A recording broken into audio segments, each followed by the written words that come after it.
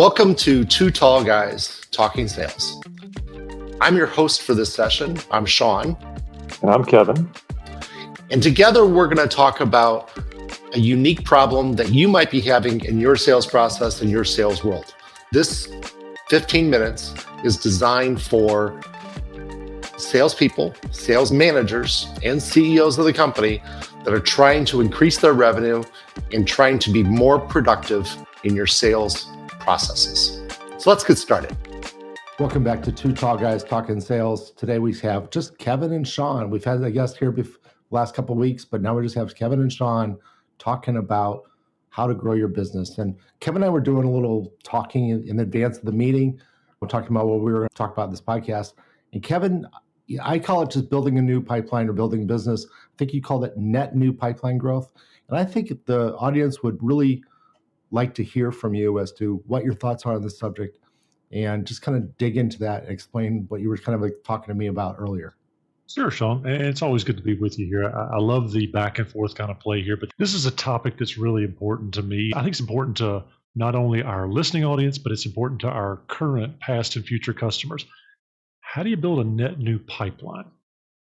If we're a sales leader, we probably sat in the seat and said, what's closing, what's about to close? It's really that focus on some of the lagging measures. But for the purposes of today, I really want to dig in and dive in at both the strategic and the tactical level. What should we do? Where are we going as a company, as a sales organization? But also, what are the salespeople doing? Because like I said, as a sales leader, often we have looked at just some of those endpoint behaviors. What did we sell? What is our quota performance? And not everybody is of the same opinion that I am here, but activities do matter. Now, don't misunderstand that. For anybody in the listening audience, that doesn't mean dial and pray. That doesn't mean send out 1,000 emails and hope one lands. That means the activities matter is, are we doing the things consistently over time that we know, this is important, that we know return success? We have all at one time or another, whether it was due to economic downturn, some of our own laziness as a salespeople, we have all ended up with an empty pipeline. Sometimes I have had a very great year in the past. You have a very great year, and you're so focused on closing, and having a good, strong pipeline that you do close, that you don't refill it in Q3 and Q4. So Q1 is a real struggling nightmare.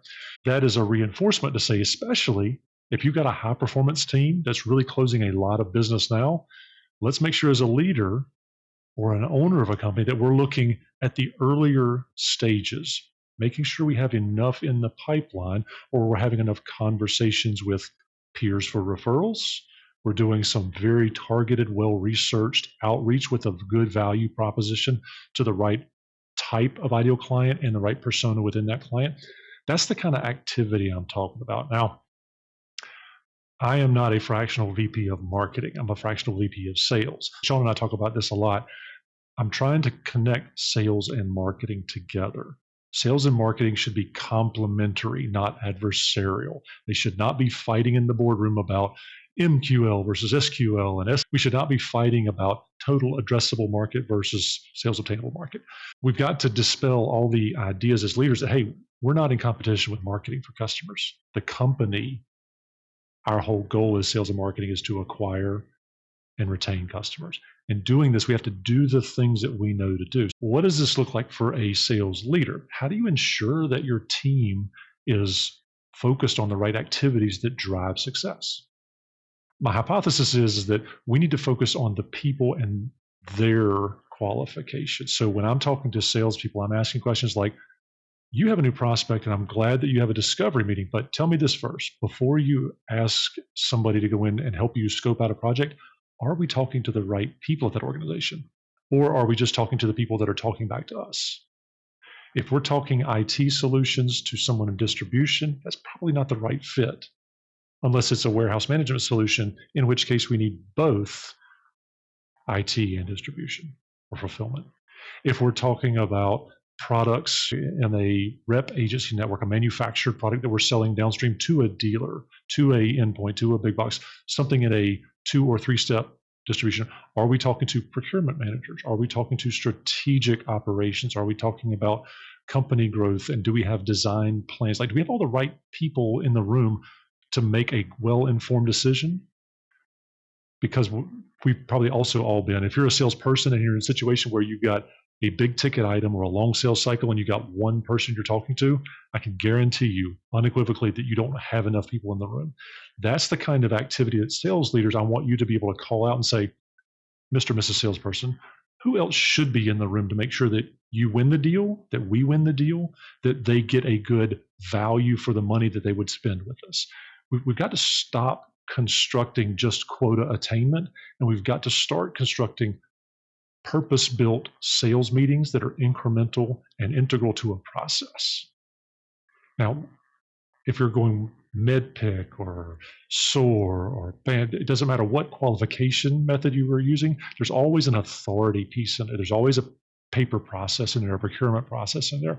We've got to have all the right things done, the activities done in a sales process so that we get the right results. Whether you're selling professional services, durable goods, software integrations, all these things are standard. We have to talk to the right people at the right time about the right things in the value terms that they use.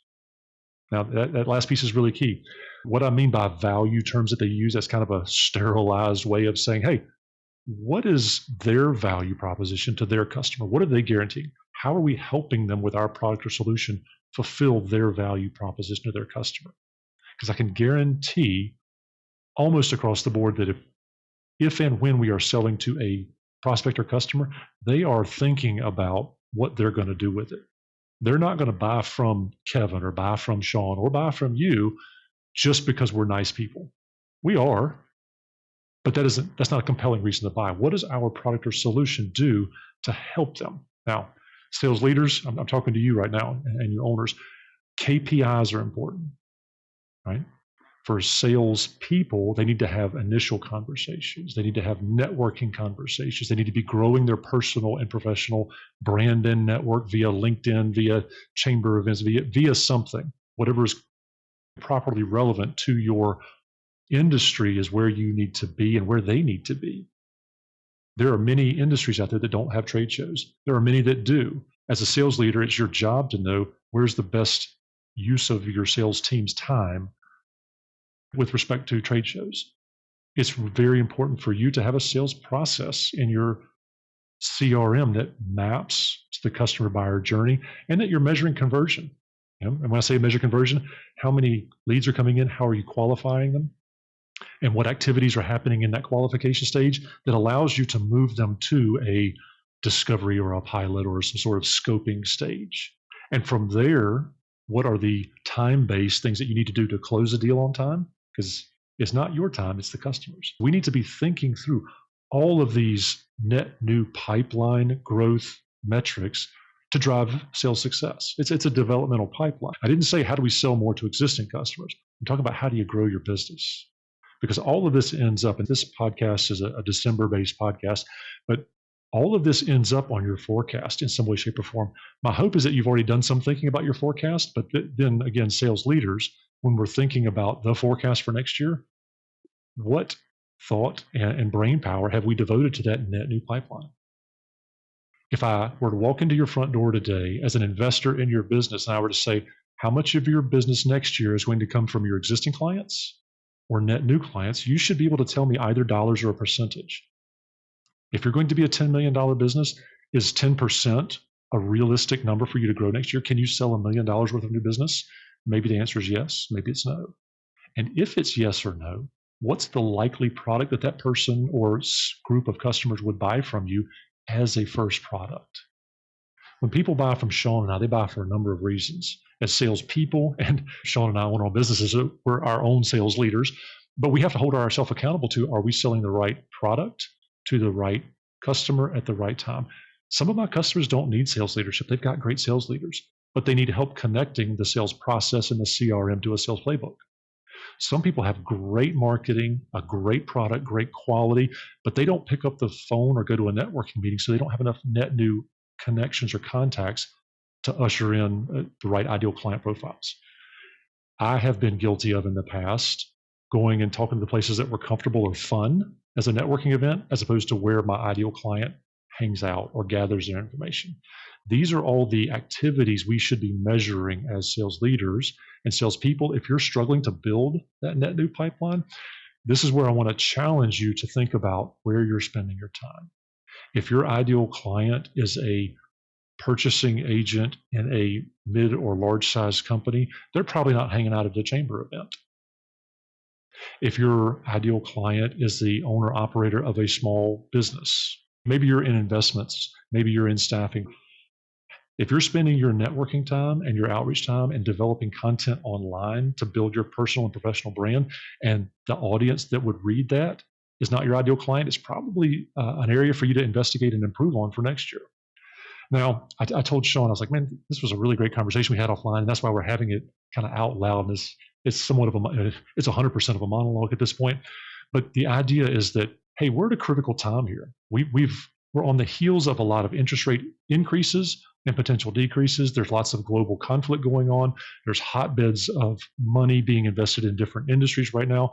And salespeople and leaders need to be aware of all those things and how it affects your activities tomorrow. When you're in the seat of having sales as a responsibility, that means you're responsible for the profitability and revenue growth and generation of the entire company. It doesn't matter how good your quality is if we're not selling anything. If we're not producing anything to be on or off quality, it doesn't matter. Salespeople, we have a responsibility to be intentional. There's some fun studies back the early 2010s, and the studies said salespeople spend on average in a B2B environment around 30% of their time in front of customers. That means 70% of your time is not spent facing the customer. Now, if you're in service delivery, don't pay attention to that statistic. I'm talking about account executives, business development, salespeople, sales leaders, 30% of your time. 8 hours in a workday, we're not spending 4 hours. 4 hours a day would be 50% of your time. The idea here is that, well, in that other 70% of our time, what are we doing to make sure that we're able to maximize the value we're bringing and getting with our prospects and clients? 30% is not a lot of time. 30% is why we have to send 65 emails, 19 meetings, and countless SME meetings and content and collateral pieces. And we have to put together all these pieces to garner the attention of our prospects because we only get that 30% of our time in front of them. If you think about enterprise deals, if you think about Main Street deals, it really doesn't matter the size of the deal. You have to drive somewhere.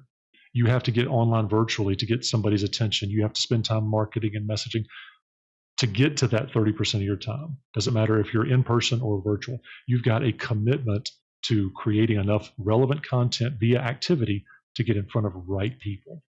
The takeaways for today: sales leaders, salespeople, measure and manage where and how you're spending your time. If your KPIs are just quota or just profit, I want to encourage you to think through that a little bit deeper. Let's look at things like, how many deals did I create this week, this month? How many follow-up calls or scoping promotions did I get in my pipeline? Did I go from qualify to promote, or promote to scope, or scope to demo, and demo to pilot, and pilot to close? Whatever your sales process is, think about the promotions and how many of each activity. Back that up even further. How many new people did I meet this week? And how many people did I introduce to others this week? How am I building that momentum that's going to return value to my prospects and clients? In 15 minutes, we're able to cover a lot of ground just by talking. If you had to read this transcript, it would be really long. What I want to encourage you to do is, as salespeople and sales leaders and owners of businesses, reach out to Sean and I. We can talk about your specific situation. Sean and I are alike in what we do, but different in how we do it. And that's part of the value we bring to market. So when you're thinking about next year, if you want to grow and you want to get intentional about it, this is the kind of conversation we should have about your business. Sean, I want to thank you. You've allowed me a lot of grace to kind of go off and talk by myself for almost 15 minutes, and I really appreciate it. You're always a great co-host, but I appreciate the bandwidth and airtime here for letting me cover this stuff. That was absolutely great, Kevin. Thank you very much for sharing that wisdom with our audience. I think everybody got a big value out of that. And thank you to all the people that are listening. And we look forward to seeing you next week on Two Tall Guys Talking Sales. Thank you very much for joining us on this podcast of Two Tall Guys Talking Sales. We hope that we were able to share some valuable insight, valuable knowledge with you to make your selling adventures easier and more successful.